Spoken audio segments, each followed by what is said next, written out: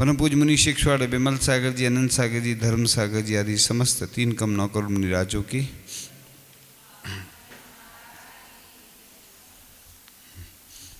आज हम चर्चा करेंगे उसी पद्म पुराण के अंतर्गत आने वाले विशेष प्रसंगों की कि जब रावण की मृत्यु हुई उसके पूर्व में अपशकुन दिखने लगे थे।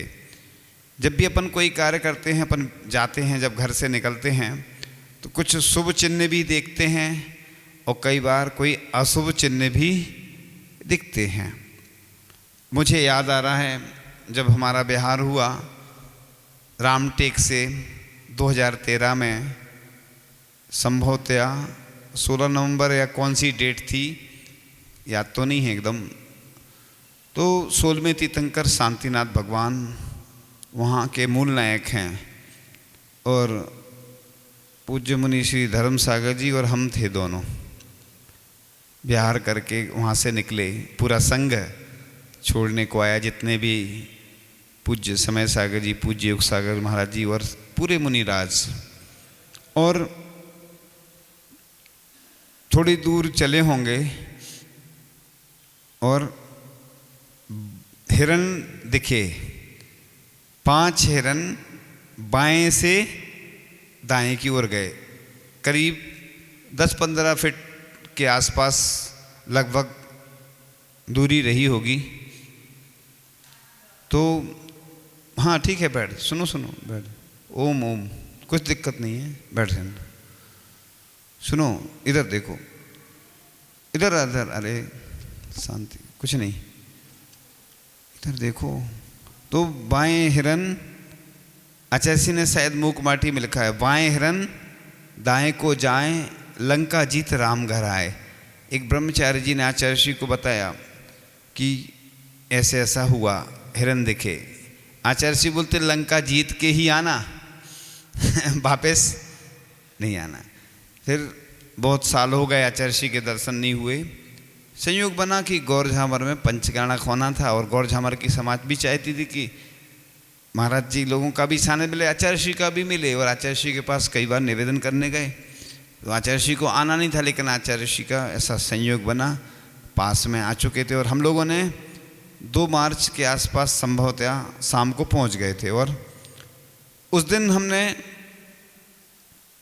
18 किलोमीटर बिहार किया था। देवरी, बीनावारा के पास एक देवरी, बड़ी देवरी से बिहार किया था, गौर झामर तक 18 किलोमीटर, और कहीं नहीं बैठे थे हम।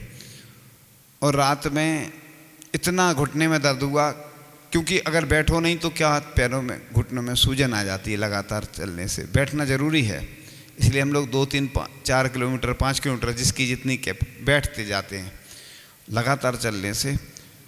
और रात भर नींद नहीं आई, तकलीफ़ अलग और नींद भी नहीं आई। अब चिंता भी कि आचार्य श्री की अगवानी करना है, कैसे करेंगे। तो फिर महाराज जी लोगों के साथ चले धीरे धीरे। तो फिर आचार्य श्री के आगमन का उत्साह अलग था कि दर्शन होंगे इतने वर्षों बाद। पहुँचते पहुँचते थोड़ा नॉर्मल हो गए पैर, आचार्य श्री के जैसे ही दर्शन किए और दर्द गायब हो गया। तो फिर हम ये बता रहे थे, आचार्य श्री से जब चर्चा हुई तो आचार्य श्री ने क्या बोला, कितने पंचगाणक हो गए? हमने गिनने लगे, हाँ अच्छा है, अनुभव मिलता है। देखो गुरु महाराज कितने महान होते हैं कि शिष्य को कैसे ऊपर उठाना है, वात्सल प्रदान करना है।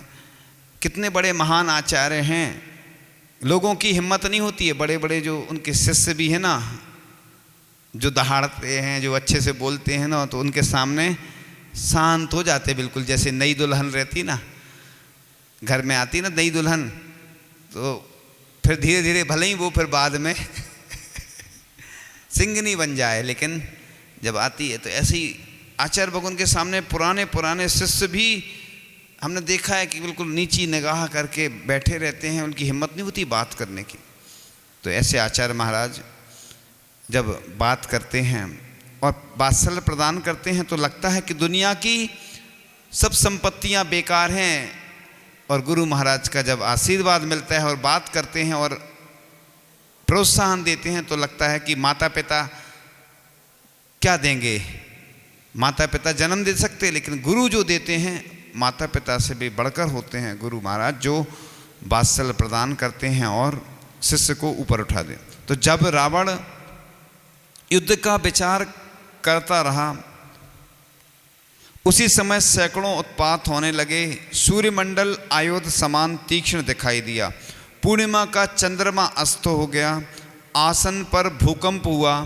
10 दिशाएं कंपित हुई और उल्कापात हुए।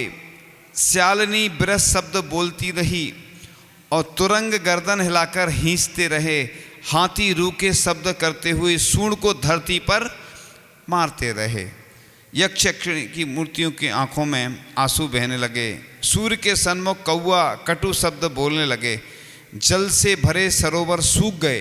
रुधिर की वर्षा हुई। थोड़े ही दिनों में लंकेश्वर की मृत्यु होगी। ऐसे अपशकुन मालूम होते हैं और कोई वजह नहीं। ऐसा लोगों ने सोचा। जब पुण्य क्षीण होता तब इंद्र भी मरण से नहीं बचते। देखो हुआ कि नहीं। अब बहुत अच्छा प्रसंग आने वाला है। भले ही संख्या अल्प हो, लेकिन एक व्यक्ति 1,000 के बराबर है। एक व्यक्ति 1,000 के बराबर है। इसलिए चिंता की बात नहीं है, घबराने की बात नहीं है। शांतिनाथ भगवान की कृपा है। तो रावण के राजभवन के मध्य में श्री शांतिनाथ भगवान का चैत्यालय है। कैसा है चैत्यालय? जगत के जीवों से वंदनीय ऐसे चैत्यालय में पूजा पाठ, स्वाध्याय, जाप, सामयिक करने से मन में शांति एवं सुख मिलता है। धर्म के लाभ से स्वर्ग मोक्ष की प्राप्ति होती है। जिन धर्म ही मन वांछित फल को देने वाला है। जैसे सूर्य के प्रकाश में नेत्र वाले जीव सभी पदार्थों को देखते हैं, ऐसे जिन धर्म के प्रभाव से भव्य जीव स्वर्ग मोक्ष के सुखों को भोगते हैं, जिन्हें भगवान के दर्शन से जन्म जन्म के पाप नष्ट होते हैं और संसार की कामनाओं को पूर्ण कर पश्चात आत्म सुख को प्राप्त करते हैं। इस प्रकार शांति का कारण श्री शांतिनाथ भगवान का मंदिर कैलाश पर्वत के शिखर के समान ऊंचा, रावण के राजभवन के मध्य में सुमेरु पर्वत के समान सुशोभित हो रहा था। अब रावण का पुष्पक विमान कैसा था? तो वैश्रवण को युद्ध में परास्त कर रावण कुल का अपमान धोकर सुख को प्राप्त हुआ। भाइयों ने रावण को राक्षस वंश का शिखर माना।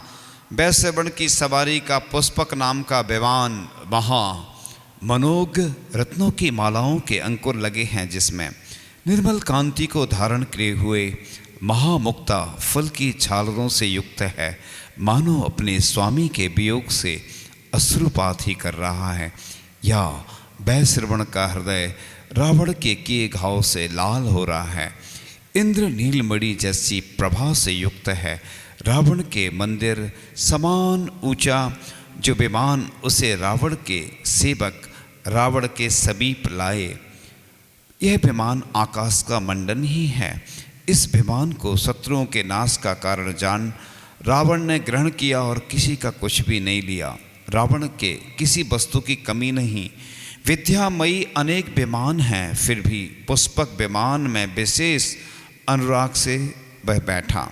पिता रत्न सर्बा, माता केकसी और प्रधान सेनापति एवं भाई बेटों सहित वह स्वयं पुष्पक विमान के मध्य महाकमल पर मंदोदरी सहित बैठा। इस प्रकार से यह प्रसंग पूर्ण होता है। अब किसको किस कारण से वैराग्य हुआ, कौन सी गति हुई, आइए जानते हैं। तो राम को लक्ष्मण की मृत्यु देकर वैराग्य हुआ, कारण बना मतलब, और संबोधन भी दिया था वो तो सुना। निर्वाण की प्राप्ति हुई। इसके बाद भरत को त्रिलोक मंडन हाथी को देखकर एवं धर्मोपदेश सुनकर ये निमित्त बने, मतलब कारण, और निर्वाण गए। और शत्रुघ्न रामचंद्र जी की दीक्षा लेने पर निमित्त बना, उनका निर्वाण की प्राप्ति हुई। दशरथ खोजा की वृद्धावस्था देखकर, खोजा कौन था? जो गंदू तक लाया था ना, वो गंदू तक लाता। किंचुकी भी है, किंचुकी शायद वो ऐसा कुछ नाम आता है, खोजा। देखो किसी को सफ़ेद बाल देखकर वैराग हो जाता, आज तो पूरे सफ़ेद बाल हो जाते, लोग डाई करा लेते कि वैराग नहीं हो जाए गलती से घर से निकलना पड़ेगा नहीं तो। और अब तो छोटी सी उम्र में भी सफ़ेद बाल होने लगे। पहले तीर्थंकरों को छोटा सा एक बाल दिख गया सफ़ेद, या बस निमित्त बन जाते। अब आदिनाथ भगवान को वैराग नहीं हो रहा था तो नीलांजना का रत प्रस्तुत करना पड़ा, तब जाके उनको फिर एकदम से आया। इस प्रकार से हनुमान जी को तारा के टूटने से वैराग हुआ और निर्वाण की। ये जैन धर्म के अनुसार, पद्म पुराण के अनुसार वर्णन किया जा रहा है।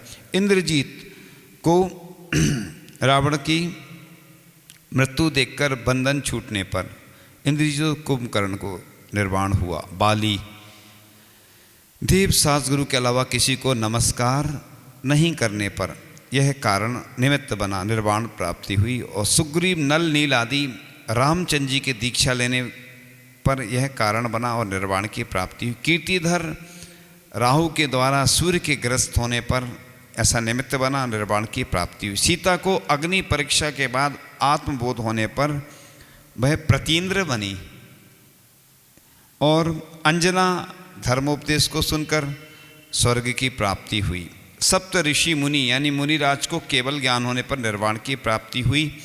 अनंग लवण, इसको क्या बोलते हैं? लव, नारायण की मृत्यु होने पर निर्वाण की प्राप्ति हुई। मदनांकुश को भी, दोनों को साथ में निर्वाण की प्राप्ति हुई। अनरण्य सहस्र रश्मि द्वारा संबोधन करने पर निर्वाण की प्राप्ति हुई। और सहस्र रश्मि रावण के द्वारा पराजित होने पर निमित्त बना और निर्वाण की प्राप्ति हुई। इस प्रकार से यह प्रसंग सुनकर लगता है कि बहुत अच्छे अच्छे प्रसंग आप लोगों को ये इसके निमित्त से मिले कि किस प्रकार से हम अपने जीवन को अच्छा बना सकते हैं। तो इस प्रकार से एक बहुत अच्छा प्रसंग आता है इसी में कि विंध्या नाम का एक महाधनवान व्यापारी गधे, ऊंट तथा भैंसे आदि जानवर लादकर गजपुर नगर से आया और तुम्हारी उस अयोध्या नगरी में 11 माह तक रखा। अनेक वर्णों से सहित उसका एक भैंसा तीव्र रोग के भार से पीड़ित हो नगर के बीच मरा और अकाम निर्जरा के युग से देव हुआ। वह अश्व चिन्ह से चिन्हित, अश्व माने घोड़ा के चिन्ह से चिन्हित महाबलवान वायु कुमार जाति का देव हुआ। वायाव्रत उसका नाम था। वह वायु कुमार देवों का स्वामी था। श्वेतकर नगर का स्वामी, रसातल में निवास करने वाला दैदीप्यमान, क्रूर और इच्छानुसार क्रियाओं को करने वाला वह बहुत बड़ा भवनवासी देव था। अवधि ज्ञान से सहित होने के कारण उसने पूर्व भव में प्राप्त हुए पराभव को जान लिया। उसे विदित हो गया कि मैं पहले भैंसा था और अयोध्या में आकर रहा था। उस समय मेरे शरीर पर अनेक घाव थे। भूख प्यास आदि से मेरा शरीर लिप्त था। अनेक रोगों से पीड़ित हुआ मैं मार्ग के कीचड़ में पड़ा था। लोग मुझे पीटते थे। उस समय मैं गोबर आदि मल से व्याप्त हुआ निश्चेत पड़ा था और सब लोग मेरे मस्तक पर पैर रखकर जाते थे। अब यदि मैं शीघ्र ही उसका भयंकर निग्रह नहीं करता हूँ, बदला नहीं लेता हूँ, तो मेरा देव पर्याय पाना व्यर्थ है। इस प्रकार विचार कर उसने क्रोध से पूरित हो उस देश में नाना रोगों को उत्पन्न करने वाली वायु चलाई। वही देव विशल्या के स्नान जल के द्वारा क्षण भर में विनाश को प्राप्त कराया गया है। सो ठीक है, क्योंकि लोक में बलवानों के लिए भी उनसे अधिक बलवान होते हैं। इस प्रकार से और भी बहुत अच्छा वर्णन आने वाला है कि दिग्व्रत और देश व्रत का फल, इसका प्रसंग आता है आगे कि विदेह क्षेत्र में स्वर्ग के समान पुंडरीक नामक देश है। उसके चक्रधर नामक नगर में त्रिभुवानंद नाम का चक्रवर्ती रहता था। उसकी अनंगसरा नाम की एक कन्या थी जो गुण रूपी आभूषण से सहित थी और सौंदर्य का प्रवाह बहाने वाली थी। ऐसा नहीं सोचना कि रामायण रोज चलेगी। कई लोग तो रामायण सुन करके गायब हो जाते ना। अब बहुत अच्छे पंचकल्याण के प्रसंग आने वाले हैं। अच्छे जो लोग अभी पंचकल्याण के बारे में सुनेंगे उनकी विशेष भावना जरूर बनेगी कि नहीं, हमें हमेशा जब भी ऐसे अवसर आते हैं उनका लाभ लेना चाहिए। और हो सकता है उस समय वो नहीं मिल पाते हैं, प्रसंग नहीं सुन पाते हैं आप लोग, क्योंकि उस समय व्यस्तता रहती है। और भी बहुत सारे हैं, इतने अच्छे अच्छे प्रसंग आने वाले हैं, जो नहीं आएंगे ना वो पछताएंगे कि हमें ऐसे लाभ का अवसर का लाभ हमें नहीं मिल पाया। तो इस प्रकार से वह कन्या थी जो गुण रूपी आभूषण से सहित थी और सौंदर्य का प्रवाह बहाने वाली थी। चक्रवर्ती त्रिभुवानंद का एक पुनर्वसु नाम का सामंत था जो कि प्रतिष्ठितपुर नगर का स्वामी था। काम से प्रेतों द्रौपदी ने विमान पर चढ़कर उस कन्या का अपहरण किया। क्रोध से भरे चक्रवर्ती की आज्ञा पाकर सेवकों ने उसका पीछा किया और बहुत काल तक युद्ध करके उसके विमान को अत्यधिक चूर कर डाला। तदनंतर जिसका विमान चूर चूर किया जा रहा था, ऐसे उस पुनर्वसु ने कन्या को विमान से छोड़ दिया, जिससे वह चंद्रमा की शरतकालीन कांति के समान आकाश से नीचे गिनी। पुनर्वसु के द्वारा नियुक्त की हुई पर्णलब्धि नामक विद्या के सहारे स्वेच्छा से उतरती हुई वह स्वापद नामक 8वीं में आई, जो बड़े बड़े विद्याधरों के लिए भी भय उत्पन्न करने वाली थी, जिसमें प्रवेश करना कठिन था। बड़े बड़े वृक्षों एवं सघन झाड़ियों से जिसमें अंधकार फैल रहा था, जहाँ विविध प्रकार के ऊंचे वृक्ष नाना लताओं से आलंगित थे, जो भेड़िए, शेर, चीते, तेंदुए तथा सिंहों आदि से सेवित थी, जहाँ की कठोर भूमि ऊंची नीची थी और जो बड़े बड़े बिलों से सहित थी।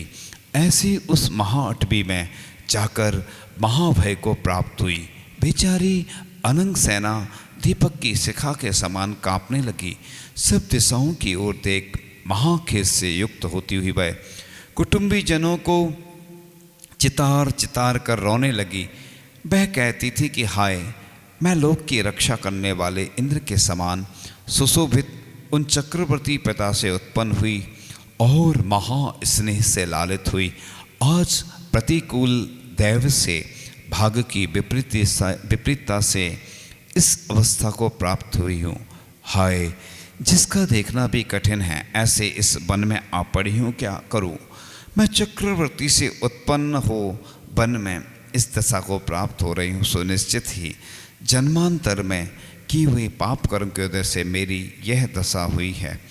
इस प्रकार अविरल अश्रु वर्षा से जिसका मुख दुर्दिन के समान हो गया था, ऐसी वह अनंग सेना नीची दृष्टि से पृथ्वी की ओर देख पक जाने के कारण आप गिरे हुए फल लेकर शांत हो जाती थी। इसका मतलब देखो, हरि का सेवन तो करती थी, पक जाते थे फल। आपने पुराण ग्रंथों में सुना होगा कि जब सिंह आदि भी प्रतिमा ले लेते ना, देशव्रती बन जाते हैं, अणुव्रती बन जाते, देशव्रती बन जाते हैं, तो सूखे पत्ते खाते हैं और झरने का जल पीते हैं। अपन इधर हरी खाते हैं और भी क्या करते हैं, वो समझ गए होंगे आप लोग, हरी कहाँ कहाँ उपयोग करते हैं ना। तो उधर देखो, सिंह भी सूखे पत्ते खा रहा है, मतलब यहाँ पे देखो वो गिरे हुए, मतलब तोड़ेगी नहीं। कई लोग नियम लिए थे, इसलिए अपन तोड़ते नहीं हैं, जो गिर जाते हैं डले हुए। जैसे मुनिराज रहते ना, आप लोग मुनिराज के लिए भोजन नहीं बनाते, अपने लिए भोजन बनाते और ये भावना से कि हम इसमें से दान करेंगे। तो मुनिराज को दोष नहीं लगता उसमें। उद्दिष्ट का मतलब होता है कि तुमने हमारे निमित्त से, जैसे कोई गर्म करता ना कोई चीज़, कोई बगल वाला गर्म करके ले आए तो कोई दोष नहीं है उसमें। आपने जैसे सिगड़ी वगैरह जलती ना, अगर मंदी आंच रहती तो अंतरा नहीं करते महाराज, क्योंकि पहले से जल रही थी वो। आपने हमारे निमित्त से, या तो लाइट आ गई, पंखा चल गया, अगर लाइट आती है और तुरंत बंद हो गई, उसमें जीव उत्पन्न नहीं होते, तो वो कोई बात नहीं। आई जैसे जली और पंखा चल रहा है, बंद कर दिया तुरंत, उत्ते में अंतर्मुहूर्त के अंदर ही जीव उत्पन्न होते हैं। इसी प्रकार से भाई देखो गिरे हुए फल खा रही है, गिरे हुए कि तोड़ना नहीं पड़े हमें। ऐसे ही सिंह आदि जो भी ट्रेंच रहते थे ना, वो सूखे पत्ते खाते हैं और झरने का जल, देखो प्रासुक, और अपन हरी खाते हैं। तो अपन इसीलिए तो अष्टमी चतुर्दशी को पर्युषण में अष्टानिका में लोग हरि का त्याग कर देते हैं। मुनि महाराज भी उनका तो 12 महीने नियम रहता है, लेकिन कोई कोई मुनिराज इन तिथियों में त्याग कर देते हैं या गिनती फिक्स कर लेते हैं, कम लें। इस प्रकार से वह बेला तेला आदि उपवासों से जिसका शरीर अत्यंत क्रस हो गया था, ऐसी वह बाला जब कभी केवल पानी से ही पारणा करती थी। अभी भी पर्युषण में 16 उपवास किए, 10 उपवास किए लोगों ने, और भी अनेक अधिक से अधिक बहुत सारे उपवास किए हैं लोगों ने। कोई जल लेकर करता है कोई। तो इस प्रकार से सो अनंगसरा पहले अपने केसों से च्युत हो सैया पर पड़े फूलों से भी खेत को प्राप्त होती थी। आज वह मात्र पृथ्वी पर शयन करती थी। जो पहले पिता का संगीत सुन जागती थी, वह आज श्रृगाल आदि के द्वारा छोड़े हुए, कितना सुंदर वर्णन आता है। देखो तुलना कहाँ से कहाँ कैसी की जाती है। पुराण ग्रंथ पढ़ने में एक आनंद ही अलग आता है, सुन के लगता है कि वाकई में कितना अच्छा वर्णन आ रहा है। और इस प्रकार महादुख सहन करती तथा बीच बीच में प्रासुक आहार की प्रार्थना करती। देखो प्रासुक आहार लिखा है, प्रासुक आहार की पालना करती। उस अनंगसर ने 3000 वर्ष तक 12 तप किया। तदनंतर जब वह निराशता को प्राप्त हो गई, तब व्रत हो उस धीर बीरा ने, धीर बीर नहीं है, बीरा लिखा है, बीरा ने 4 प्रकार का आहार त्याग कर सल्लेखना धारण कर ली। उसने जिन शासन में पहले जैसा सुन रखा था वैसा नियम ग्रहण किया कि मैं 100 हाथ से बाहर की भूमि में नहीं जाऊंगी। इसलिए नियम बनाया जाता है। कई लोग कहते महाराज जी विदेश जाने की छूट ले लेते एक बार की। कई लोग कहते हमें जाना ही नहीं विदेश। अब विदेश में जाओगे प्लेन से जाओगे, ज़्यादा भी नीचे नहीं जा सकते, कहीं ज़्यादा ऊपर नहीं जा सकते, इसलिए वो सीमा बनाई जाती है। जैसे हम लोगों की रहती है चातुर्मास में छूट रखते हैं, बस कभी कोई बीमारी हो गई, कोई समस्या आ गई तो उसकी छूट रखते हैं। तो इस प्रकार से उस सल्लेखना का नियम लिए हुए वह जब 6 रात्रियां व्यतीत हो चुकी, तब लब्धिदास नामक एक पुरुष मेरु पर्वत की वंदना कर लौट रहा था। सो उसने उस कन्या को देखा। तदनंतर जब लब्धिदास उसे पिता के घर ले जाने के लिए उद्यत हुआ, तब उसने यह कहकर मना कर दिया कि मैं सल्लेखना धारण कर चुकी हूँ। तत्पश्चात लब्धिदास शीघ्र ही चक्रवर्ती के पास गया और उसके साथ पुनः उस स्थान पर आया। जब वह आया तब अत्यंत भयंकर एक मोटा अजगर उसे खा रहा था। यह देख उसे समाधान करने में तत्पर हुआ। तदनंतर जिसने सल्लेखना धारण की थी और दुर्बलता के कारण जो ऐसी जान पड़ती थी मानो दूसरी ही हो, ऐसी उस पुत्री को देख चक्रवर्ती वैराग्य को प्राप्त हो गया, जिससे उसने सब प्रकार की इच्छा छोड़ महावैराग्य से युक्त हो 22,000 पुत्रों के साथ दीक्षा धारण कर ली। भूख से पीड़ित होने के कारण सामने आए हुए उस अत्यंत स्थूल अजगर के द्वारा खाई हुई वह कन्या मरकर ईशान स्वर्ग में गई। यद्यपि वह जानती थी कि इस अजगर से मेरी मृत्यु होगी, तथापि उसने उसे उस दया भाव से कि इसे थोड़ी भी पीड़ा नहीं हो दूर नहीं हटाया था। धन है अनंगसरा और प्रेरणादायी है उसकी यह कहानी। तो इस प्रकार से दिगव्रत और देशव्रत की यह कथा आपको सुनने को मिली। इसके साथ ही आगे वर्णन आता है। इस प्रकार से जो आज का क्रम था, ये भजन का क्रम आता है।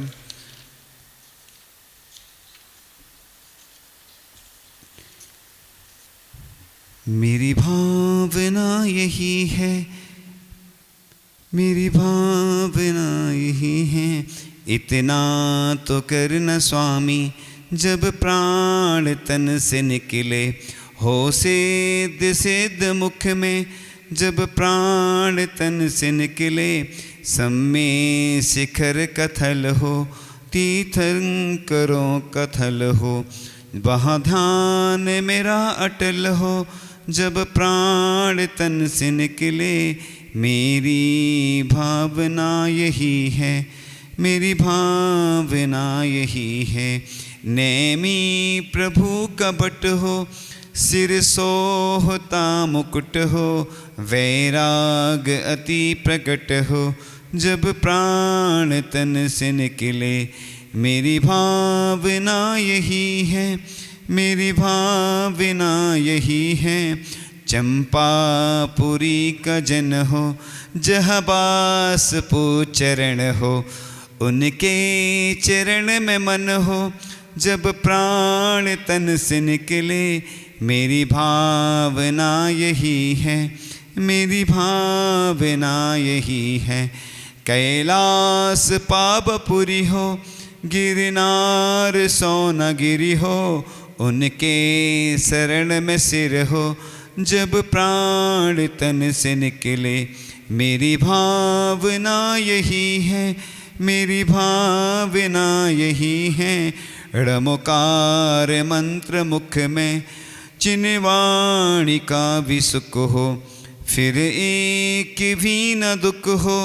जब प्राण तन से निकले, मेरी भावना यही है, मेरी भावना यही है। जब प्राण कंठ आवे, कोई रोना ना सतावे, प्रभु दर्श को दिखावे। जब प्राण तन से निकले, मेरी भावना यही है, मेरी भावना यही है। सम्यक ज्ञान चारित, इन युक्त आत्मा हो, मिथ्यात्व छूट जावे। जब प्राण तन से निकले, मेरी भावना यही है, मेरी भावना यही है। मेरी आत्मा में मन हो, मेरा ध्यान में लगन हो मैल कुछ न दिल में। जब प्राण तन से निकले, मेरी भावना यही है, मेरी भावना यही है। समता सुधा को पाकर, छोड़ू मैं राग देश, मनसील से रंगा हो। जब प्राण तन से निकले, मेरी भावना यही है, मेरी भावना यही है। इच्छा क्षुधा तृष्णा की होवे जो उस घड़ी में, उनको भी त्याग कर दूं। जब प्राण तन से निकले, मेरी भावना यही है, मेरी भावना यही है। हे नाथ अर्ज करता, विनती पर ध्यान दीजिए, होवे समाधि पूरी। जब प्राण तन से निकले, मेरी भावना यही है, मेरी भावना यही है। जब प्राण तन से निकले, सोहम सोहम हो मुख में। जब प्राण तन से निकले, अरहंत सिद्ध मुख में। मेरी भावना यही है, मेरी भावना यही है। मेरे सवालों का जवाब दो ना। आता है पहला